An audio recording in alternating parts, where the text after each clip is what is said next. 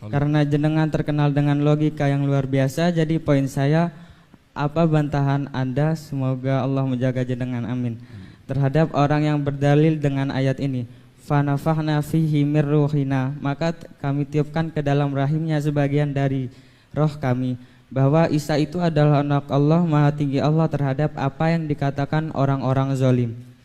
Kami berharap jenengan berkenan memberikan penjelasan tentang hal tersebut. Terima kasih, syukron.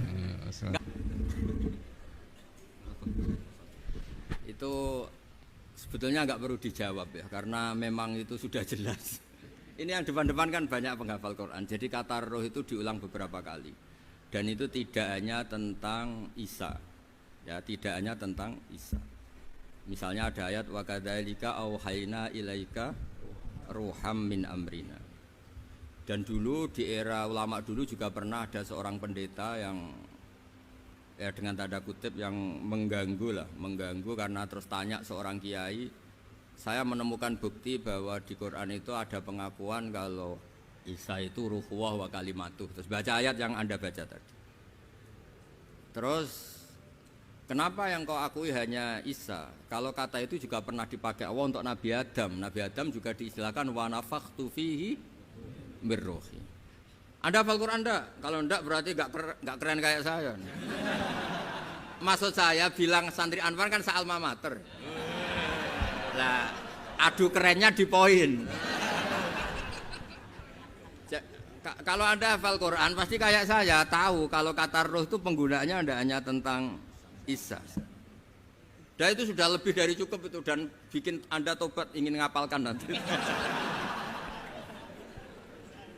Ya kan jelas kan? Ya Pak Sarkasi ya, kan ada wa kadzalika auhayna ilaika ruham min amrina. Tentang Nabi Adam misalnya Pak wa nafakhtu fihi birruhi.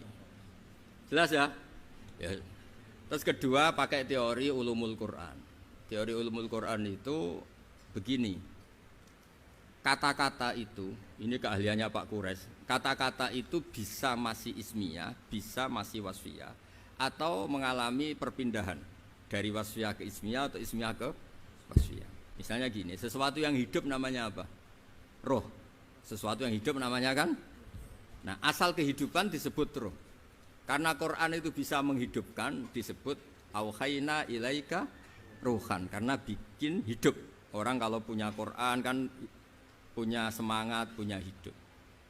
Bandingannya adalah orang yang nggak bisa berpikir disebut orang yang mati, karena nggak punya daya berpikir atau tidak bisa mikir. Sehingga orang yang pinter istilahnya Quran liyahlika man halaka am bayinati wa yahya man hayya am bayinah. Jadi kalau orang enggak pinter itu disebut mati. Karena wujuduhu keadami.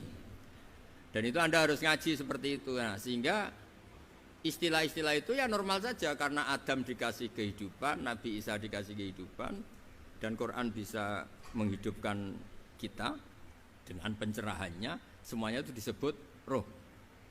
Jadi istilah roh itu tidak harus yang Anda bayangkan terus begini, terus kayak apa, itu ya biasa aja karena tadi ada lafadz yang enggak lepas dari makna wasfiyahnya. Nah, di Quran itu sering ada kata gitu, misalnya begini, ini contoh, ini sebagai penghormatan ini sama yang bajak. Saya beri contoh, Quran itu dikatakan apa? Quran, karena makruh dibaca kan? Tapi ada istilah lagi hamim wal kitabil mubin karena maktub. Quran kan ditulis, maka diistilahkan apa? Kitab. Tapi Quran juga punya fungsi memisahkan hak dan batil, disebut furqan.